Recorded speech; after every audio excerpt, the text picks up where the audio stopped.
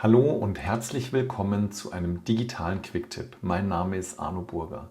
Wie ihr ganz grundsätzlich Kontakte anlegt, das erfahrt ihr in dem Video, das ich hier rechts oben in der Infokarte verlinkt habe. Jetzt geht es darum, wie ihr eine E-Mail nutzt, um daraus direkt einen Kontakt zu erzeugen.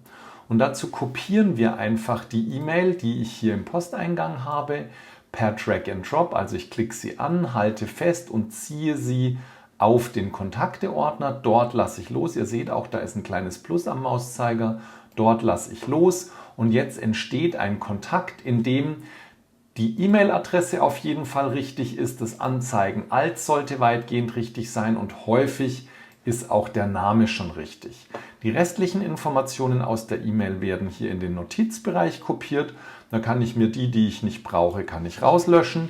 Und die ich brauche, zum Beispiel hier die Adresse, markiere ich und ziehe sie einfach per Drag and Drop in das Feld, in dem ich sie haben will. Lösche dann vielleicht noch die Leerzeilen raus und kann das mit den Daten machen, die ich hier benutzen möchte. Zum Beispiel auch mit der Telefonnummer oder eben auch mit der Faxnummer.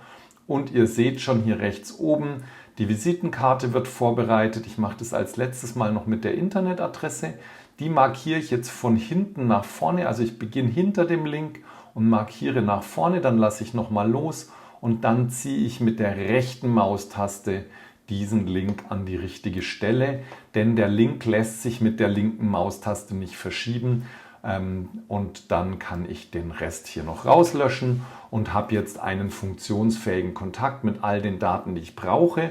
Manchmal ist es ganz gut nochmal zu schauen, zum Beispiel hier bei geschäftlich hat er das auch richtig zugeordnet und ihr seht zum Beispiel, die Vorwahl hat er nicht richtig zugeordnet und die kann ich dann auch noch per Drag and Drop an die richtige Stelle schieben.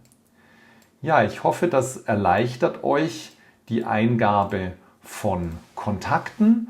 Hinterlasst mir gerne einen Like, wenn es euch gefallen hat, oder abonniert den Kanal und schaut euch gerne auch mein Video zu den Kontakten an. Da findet ihr noch weitere Grundlagen, vor allem auch zum Vereinheitlichen von Kontakten.